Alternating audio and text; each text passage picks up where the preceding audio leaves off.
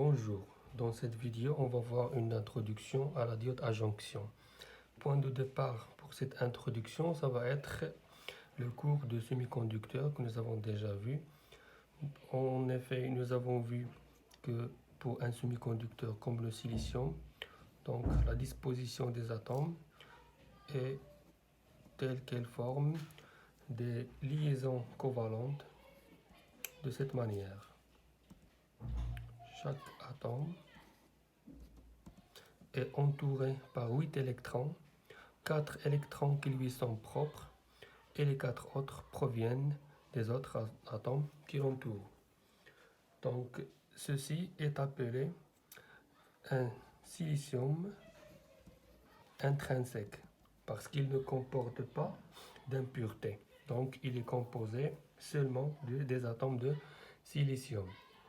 Dans ce cas, nous avons vu que le diagramme d'énergie peut être représenté de la manière suivante. Donc ici, l'énergie EC, l'énergie EV, ça c'est la bande interdite. Ici, la bande de conduction qui contient les électrons libres qui participent à la conduction. Ici, la bande de valence. Donc, la bande interdite, donc c'est EG 1,12 électrons volts. L'épaisseur de la bande interdite, c'est ce qu'on appelle l'énergie gap, EG 1,12 électrons volts. Donc, nous avons également vu qu'on peut introduire des impuretés sur ce silicium intrinsèque en appliquant ce qu'on appelle l'opération de dopage. Le dopage a pour objectif d'augmenter les performances d'un semi-conducteur en matière de conductivité. Donc, on peut, par exemple, appliquer une opération de dopage en ajoutant des atomes de phosphore. Le phosphore qui contient 5 électrons de valence ou bien 5 électrons dans la couche externe. On appelle ça dopage de type N parce qu'il va nous introduire des électrons. On va voir comment. Donc, nous avons dit que chaque atome de phosphore est entouré par 5 électrons. Donc, si on introduit un atome de phosphore sur les atomes sur un matériau de silicium intrinsèque, on va voir des atomes de silicium qui entourent l'atome de phosphore et chaque atome de silicium va participer à une liaison avec le phosphore par un électron. Donc voici des liaisons covalentes comme ici. Par contre ici on va avoir un électron en excès, on l'appelle un électron quasi libre parce qu'il n'est pas vraiment libre, il est presque libre. Il a besoin d'un apport d'énergie très faible pour qu'il devienne libre et par conséquent participer à la conduction. C'est pour cette raison qu'on dit que ce type de dopage est un dopage de type N parce qu'il va introduire des électrons en excès, donc des charges négatives, donc N pour négatif. Dans ce cas, le diagramme d'énergie, bien sûr, va être modifié. Donc, EC, EV, le EG, toujours 1,12 électron-volts. Sauf que dans ce cas, on va avoir une apparition d'un nouveau niveau d'énergie qu'on appelle ED. Ce niveau d'énergie, il va contenir les électrons quasi libres introduits par l'atome de phosphore. Dans ce cas, quel est l'objectif ou là, quel est l'avantage ici de l'introduction des atomes de phosphore? C'est dans ce cas, on va diminuer l'énergie nécessaire pour rendre les électrons libres. Donc, ce sont des électrons quasi libres qui nécessitent seulement un niveau d'énergie qui est faible, de l'ordre de 0,05 électron-volts, pour qu'ils deviennent libres. Donc, au lieu de 1,12, on a besoin seulement de l'ordre de 0,05 électron-volts pour rendre ces électrons quasi libres pour les rendre des électrons libres. Donc, et puisque cet électron va être arraché de l'atome de phosphore après apport de cette valeur d'énergie, on va obtenir un ion positif plus ici entouré par des atomes de silicium. Et on va avoir des électrons qui deviennent libres. Donc des électrons libres, c'est-à-dire des charges négatives avec des atomes de phosphore, donc des ions qui sont fixes, des charges positives fixes. Et pour chaque charge positive fixe, il y a un électron donc libre qui est négatif. C'est pour cette raison qu'un matériau silicium dopé N est représenté de la manière suivante. Des ions fixes qui correspondent aux ions P+, avec des électrons libres, charge négative. Donc ça, ce sont des électrons libres qui sont libres de circuler dans le matériau, et ceux-ci sont des ions fixes positifs qui représentent les atomes ou bien les ions P+. On peut également faire un autre type de dopage. Donc si par exemple on ajoute un atome de bore, l'atome de bore appartient à la colonne 3 du tableau périodique des éléments, donc il a 3 électrons de valence. Donc si on ajoute des atomes de bore au silicium intrinsèque, qu'est-ce qu'on va obtenir? On va obtenir quelque chose comme ça. Donc un atome de bore entouré par 3 électrons, et on va avoir des atomes de silicium qui entourent l'atome de bore. Chaque atome de silicium va participer avec un électron puisqu'il contient 4 électrons de valence. Donc ici, qu'est-ce qu'on va avoir? Ici, on va obtenir une liaison covalente, une autre liaison covalente, une autre liaison covalente. Par contre, ici, on va voir ce qu'on appelle un trou. Un trou qui va attirer un électron. Cet électron, il va laisser à son tour un trou. Ce trou va attirer un autre électron. Cet électron va laisser un trou, et ainsi de suite. C'est ce qu'on appelle l'opération de génération recombinaison. Donc, on va introduire des trous pour favoriser la conduction par trou. Donc, sans entrer dans les détails, le diagramme d'énergie dans ce cas va être représenté comme ceci: EC, EV, et on va introduire un niveau d'énergie dans ce cas plus proche à EV, donc ED pour dopage. Donc dans ce cas, qu'est-ce qu'on a fait? On a facilité le déplacement des électrons de la couche de valence vers ce niveau d'énergie ED qui contient des trous. C'est comme si ces trous introduits par l'atome de bore vont être dans un état d'énergie ED, donc qui est proche à EV. Donc il suffit d'apporter un petit apport d'énergie aux électrons de valence pour qu'ils rejoignent les trous qui existent dans le niveau d'énergie ED. Donc c'est ce qu'on appelle la conduction par trou.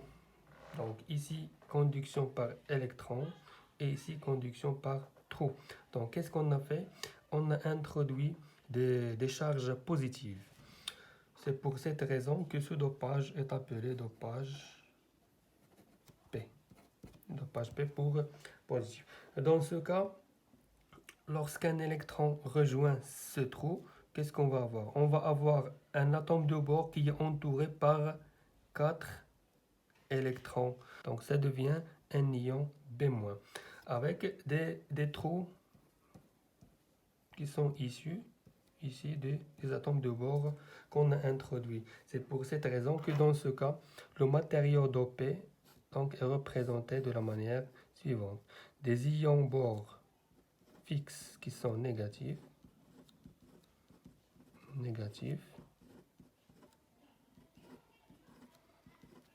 avec des trous qui sont positifs, qui sont les charges positives qui sont mobiles, bien sûr. Donc ça, c'est un matériau dopage, bien dopé N, et ça, c'est un matériau dopé P, positif. Et voilà.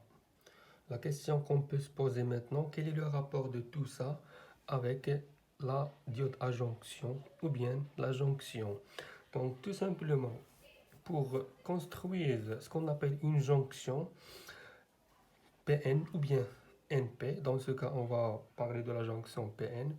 Donc pour construire une jonction PN, il suffit de prendre un matériau d'OPP et un matériau d'OPN et les mettre un à côté de l'autre, ce qu'on appelle la juxtaposition des deux matériaux d'OP, P et N. Donc on va prendre ceci, on va le mettre ici, on va prendre ce semi-conducteur d'OPN et on va le mettre à côté de l'autre.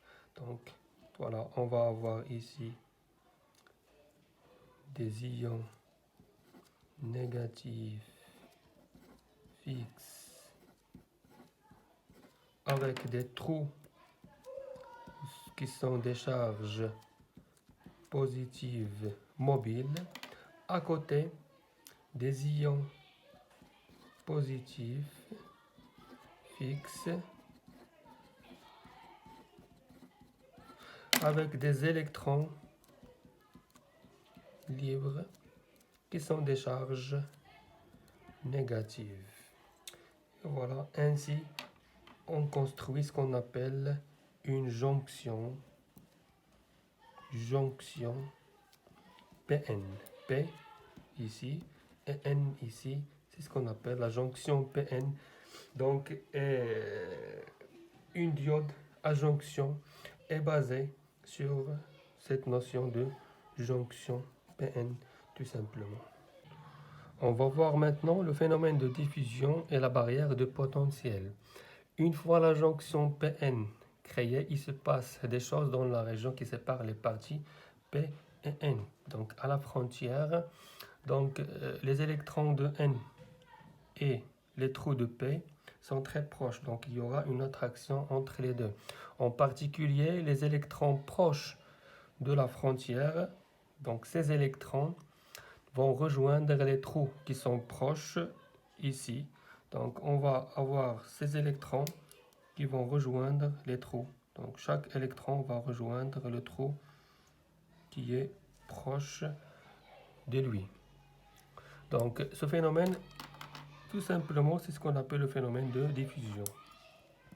Donc ceci, c'est ce qu'on appelle le phénomène de diffusion. Diffusion des électrons.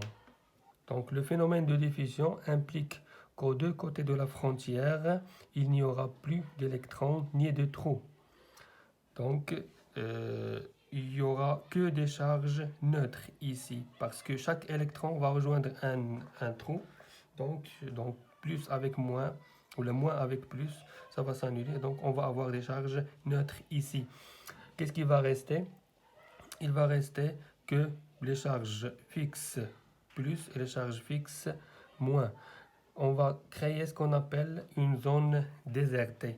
Donc désertée, pourquoi? Parce qu'il n'y a pas de charge mobile. Donc on appelle cette zone, on l'appelle la zone désertée. Ou bien la zone de déplétion.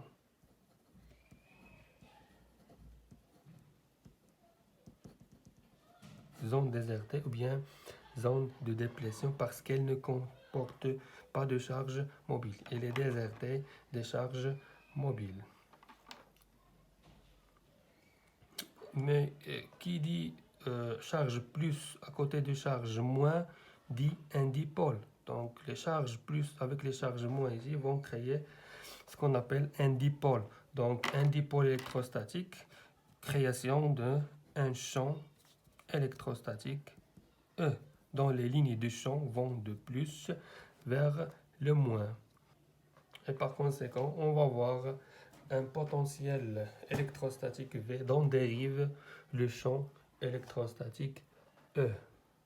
Donc nous avons vu dans le cours d'électrostatique que la relation entre le champ E et le potentiel V, c'est E égale à moins le gradient de V. Et on dit que le champ électrostatique dérive du potentiel V. Donc nous avons vu également que cette relation implique que le V est égal à E TL. Donc appelons-le V0. Donc on va voir un potentiel V0 ici. V0, voilà. Cette différence de potentiel V0 est appelée tout simplement barrière de potentiel. Pourquoi on l'appelle ainsi? Parce que c'est une barrière qui empêche les électrons de N ici de passer vers les trous de P. Donc les électrons ont besoin de l'énergie pour pouvoir franchir cette barrière de potentiel. Qui dit énergie dit donc il faut apporter ou bien il faut appliquer une différence de potentiel supérieure à V0 pour pouvoir déplacer les électrons ici de N vers les trous de P. Il faut appliquer une différence de potentiel V qui doit être supérieure à V0. On passe maintenant à la polarisation de la jonction PN. Polariser la jonction PN, c'est tout simplement appliquer une différence de potentiel entre ces bornes. Donc il y a deux types de polarisation. Polarisation directe, c'est-à-dire fonctionnement normal de la diode. Dans le cas de la polarisation directe, qu'est-ce qu'il faut faire? Il faut appliquer une différence de potentiel entre les bornes de la diode de la manière suivante. Entre les bornes de la jonction PN de la manière suivante. Donc la borne plus doit être reliée au semi-conducteur P et la borne moins avec le semi-conducteur N. Ici moins et ici plus. Comme ça, la jonction doit fonctionner d'une manière normale, c'est-à-dire laisser passer le courant, parce que ici la borne plus, bien sûr, ici il faut appliquer une différence de potentiel V qui doit être supérieure à la barrière de potentiel V0. Donc il faut dépasser la barrière de potentiel pour permettre les électrons de rejoindre les trous.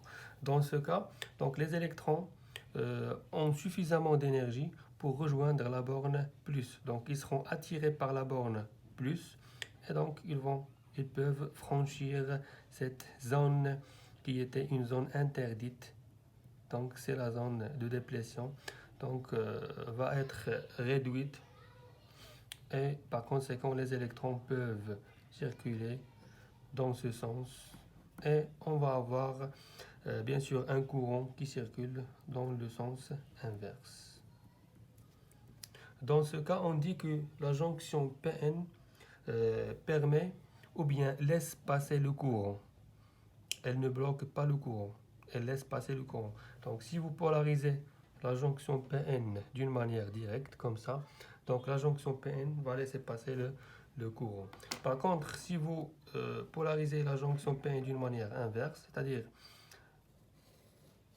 le semi-conducteur P avec la borne moins et le semi-conducteur Rn avec la borne plus, donc dans ce cas, il y aura blocage du courant. Pourquoi? Parce que tout simplement, il y a ici des charges positives. Donc les électrons vont rejoindre la borne plus. Donc les trous vont rejoindre la borne moins. Donc, et la zone de déplétion ici va augmenter. Au lieu de diminuer dans ce cas, elle va augmenter. Donc il y aura une zone désertée ici plus grande. Donc il y aura plus de passage de courant. Et dans ce cas, le courant va être bloqué. Donc le courant ici est bloqué, il est égal à 0 ou bien presque égal à à 0 parce qu'il y a un courant très très petit qui circule quand même dans le circuit. Donc voilà, polarisation directe. Donc le P avec le plus, le N avec le moins. Donc il y aura passage du courant. Donc la jonction laisse passer le courant. Polarisation inverse de cette manière. Et la jonction dans ce cas, elle bloque le passage du courant. Donc à partir de ce fonctionnement ou bien de cette analyse de fonctionnement de la diode dans le cas inverse et dans le cas direct, on peut en déduire ou bien on peut imaginer une courbe caractéristique pour la jonction PN. La courbe caractéristique qui représente le courant qui circule dans le circuit comportant la jonction PN en fonction de la tension V appliquée entre ces bornes. Ici, on peut représenter, bien sûr, on représente la barrière de potentiel V0. Si la tension V dépasse V0, c'est-à-dire il y a un courant. Donc, il y a un courant qui est comme ça, qui varie d'une manière exponentielle comme ça, pour des raisons de la physique statistique, de la physique quantique. Donc, le courant, il varie de cette manière. Donc, ce qui nous intéresse ici, c'est que le courant, il n'est pas nul. Donc, il est différent de 0. Donc, fonctionnement direct. Ou la polarisation directe. Par contre, lorsque V est inférieur à V0, ou bien lorsque V est inférieur à 0, c'est-à-dire la jonction est polarisée en inverse, on va avoir un courant qui est nul. Donc on va avoir un courant qui est nul. Je vais représenter ça avec une autre couleur. Donc la caractéristique I en fonction de V, elle est comme ça. Le courant non nul pour V supérieur à V0 et le courant nul pour V inférieur à V0.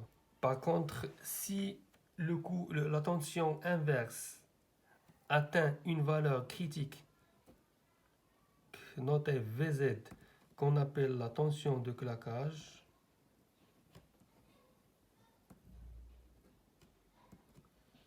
dans ce cas, donc la diode ne peut plus supporter cette tension inverse et le courant va exploser. Et dans ce cas, la diode risque d'être détruite ou bien d'être endommagée. Donc cette tension Vz ne doit pas être atteinte, sinon on va endommager la diode. Cette tension est de l'ordre de à peu près 50 volts pour les diodes standards. Donc on appelle cette courbe la caractéristique courant en fonction de la tension. Donc le courant qui circule dans la diode en fonction de la tension entre ces bornes. Ça, c'est le fonctionnement direct. Et ici, c'est le fonctionnement inverse. Ici, elle laisse passer le courant. Ici, elle bloque le courant I.